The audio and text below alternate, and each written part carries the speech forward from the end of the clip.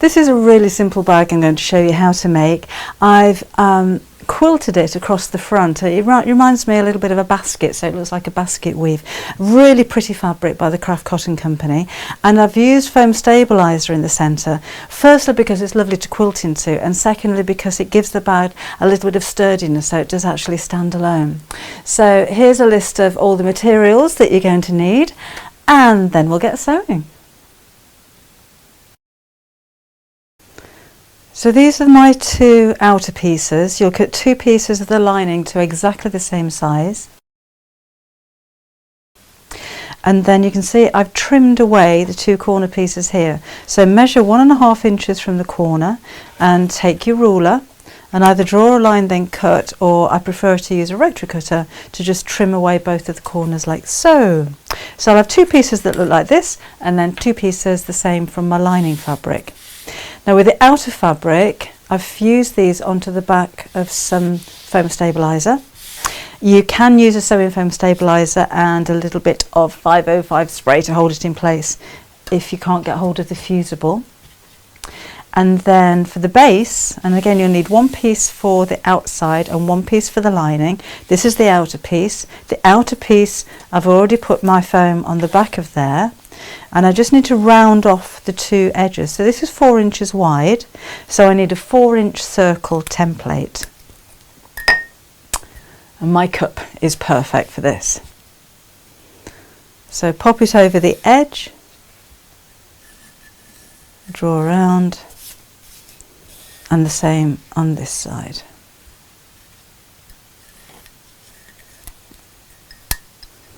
And then we're finished with that. And we'll cut this away. Now with the foam, you can, if you're using very thick fabric, actually trim this out of the seam allowance. I tend not to, because it's so easy to sew through. And if anything, it gives the seams a little bit of a structure. But again, if you're using very thick fabric, you might find it easier to sew if you don't have the foam in the seam. There we go, so there's the base. For the handles, I've taken a strip of the foam. I've fused my handle foam to the back of the fabric, and this is again 4 inches wide. And then I'm going to spray the back of my fabric with my repositionable adhesive, my 505 spray, just away from my sewing machine. And then I'm going to fold the ends over, so you can see the fabric's a little bit longer than the foam. Fold this end over, wrap the shorter side around the foam, and then this side I'm going to tuck in the one side to make it neat.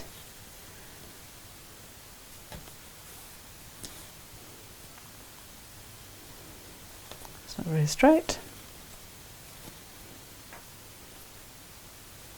And then fold the whole lot over. So I can use a few clips to hold that in place, or a little bit more glue if you prefer.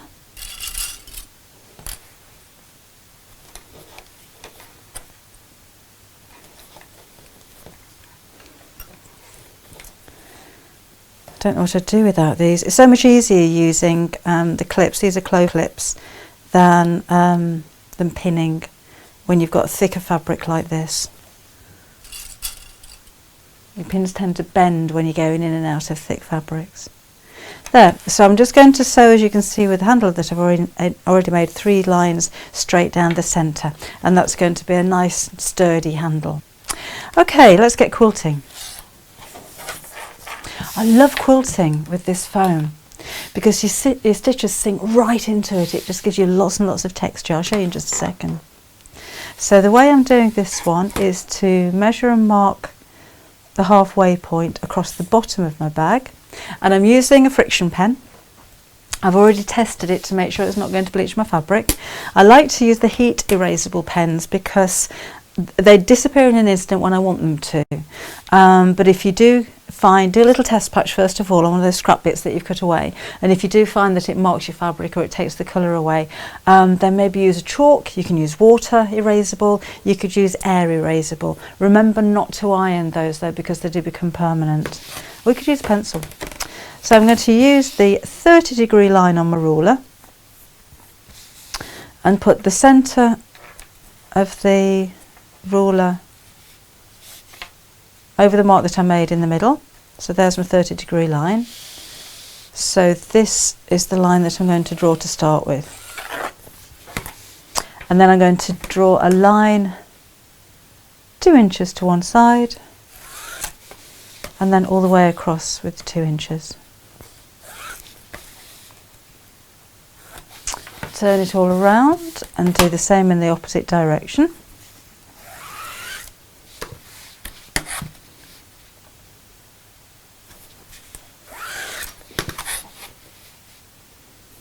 Whoops. You could do squares, you could do 60-degree diamonds, whatever you like. Now in the opposite direction, I want to start again from that centre point. So I'll use the opposite 30-degree line, which is across here, and mark there. And then it just means that all of my diamonds are symmetrical. And go in the opposite direction again.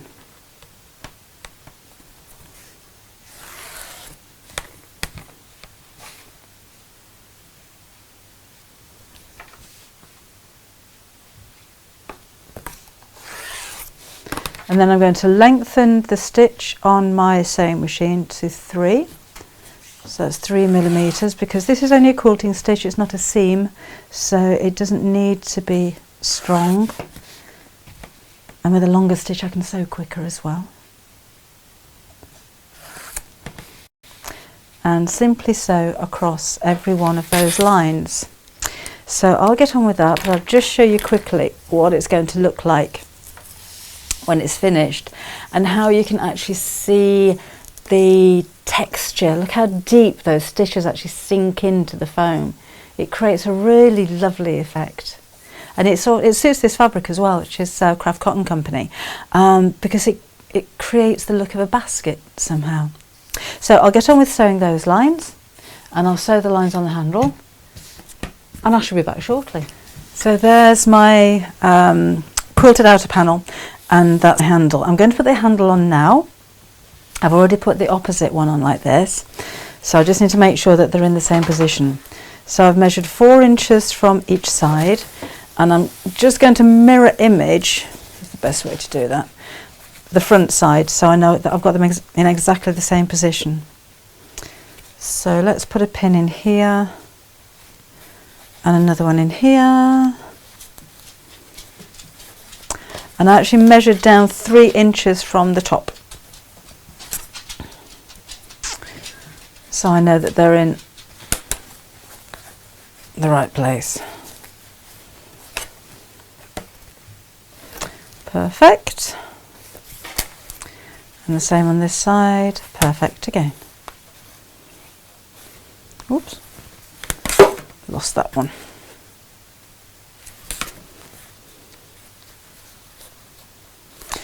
Now, as these are handles that may be taking a bit of weight, hello sweetie, I'm going to put a little bit of wet glue behind these, just to give it that extra bit of strength.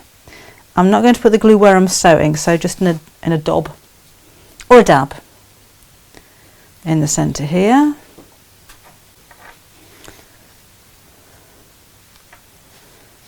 And same on this side.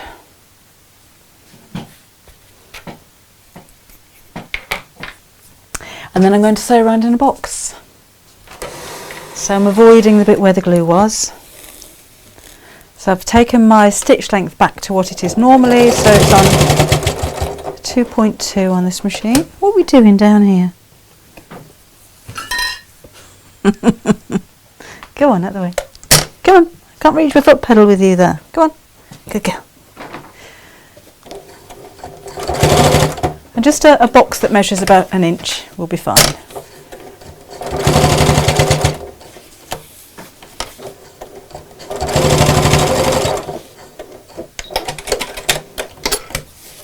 And the same on this side.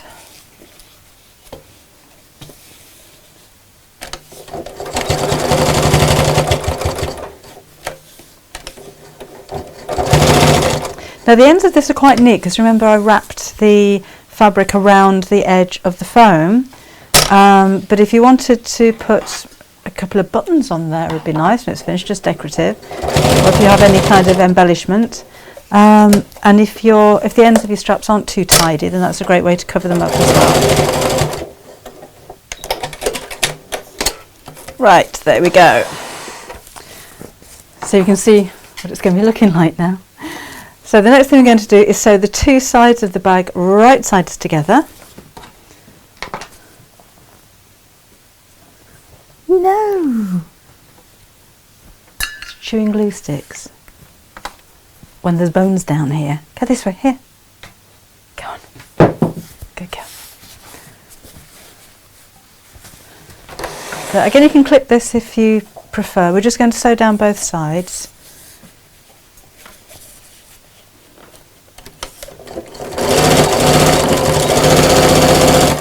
And although we've got quite a thickness of fabric, it's still easy to sew through.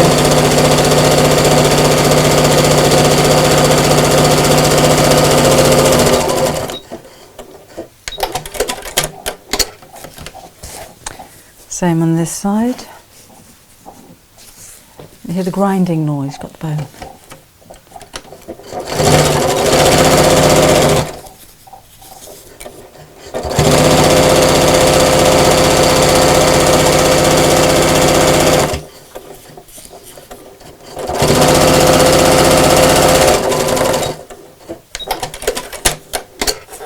And then we're going to put the base in. So I'm going to mark the centre point of the base. So if I fold this in half, I'll just put a little mark here, and the same on this end, mark there, and fold in half lengthways as well, and we'll have a mark either side of here. And this is going to help me position the base centrally. What I'm also going to do is to measure and mark the bottom of my bag across here, right in the centre. So it should be where your quilting starts if you were measuring accurately.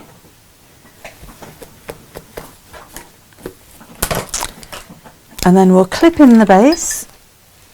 So it's actually a plant pot, but I like to keep my clips in there. So line up the marks when you clip this together.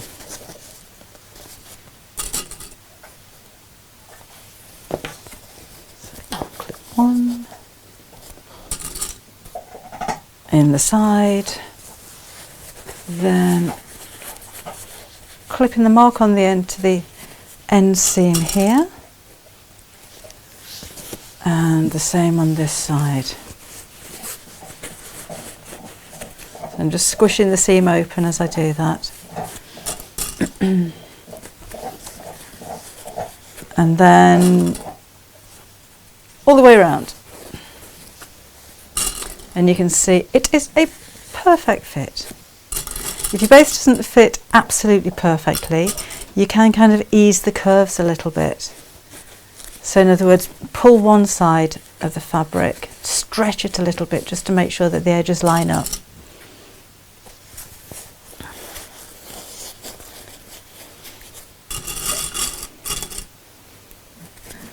One more should do it. Come here. There, and then we're going to sew all the way around the base.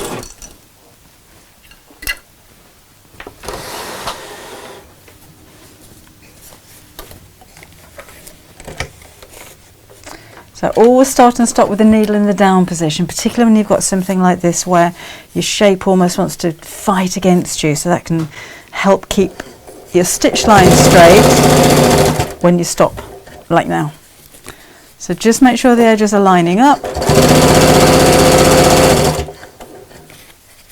Keep them lined up as you go around the curve. Just take your time around there if you need to. Let's push all of this out of the way. Not worried about what's happening with all of this, as long as my edges of the fabric are meeting, that'll take care of itself. And here. And back down the long side. I went a bit wobbly there, so I'm going to just move my fabric back again and go back over the stitch line.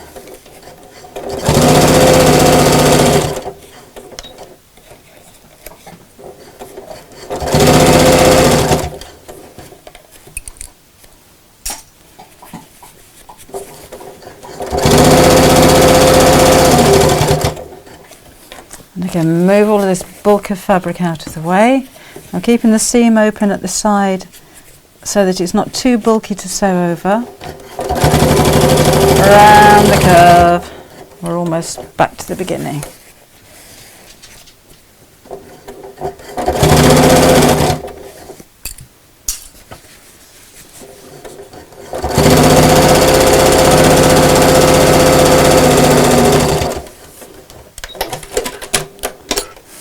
Right, just make sure I'm happy with that seam. I'm just going to go over one little bit just here because I got a little bit close to the edge with the stitches.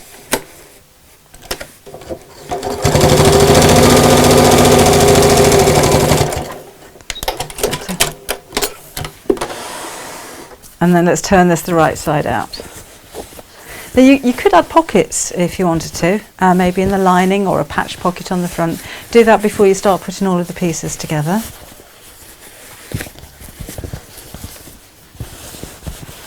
Push the base out. And there we go. Now fastening wise, I'm not putting a fastening on this bag because I just think it's a nice shopper style of bag as it is. But at this point we're going to drop the lining inside and put bias binding around the top. You could add maybe a piece of ribbon, or two pieces of ribbon that tie in the middle so you can tie the centre together. You could put a magnetic fastening on the lining side, so again that fastens it over together. Zip insertion on this type of bag isn't so easy. You'd need to make a panel and then put that into the lining. But this one we're going to keep simple. We'll keep zips for another occasion. So I've already made up the lining, and the lining's just in the same way but without the foam. So there's the base and there's the sides and there's my dog with flappy ears. We're going to push the lining inside the bag, move the handles out of the way, and again I'm going to clip this and I'm going to sew around the top, even though I'm putting bias binding on, because that's going to make it easier to hold the layers together. So open out the side seams of the outside of the bag. It doesn't matter about the lining. Not very much bulk there. And just clip this evenly around the top.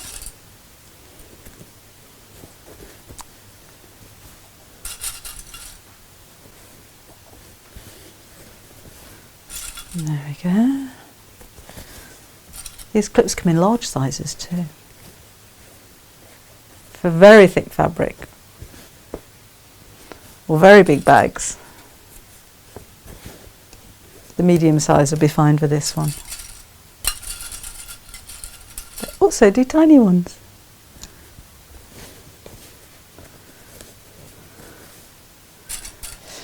There we go. Then we'll literally sew all the way around the top, really close to the edge, so maybe 1/8 of an inch away from the edge. And I can go back to my long stitch here because this is just a tacking or basting stitch.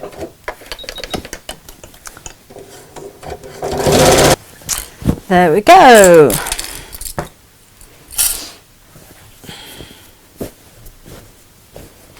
So the finishing touch is going to be just to put some bias binding around the top. I'm using shop bought bias binding because I've managed to find some that matches the pink in my fabric perfect, and I think that looks really pretty.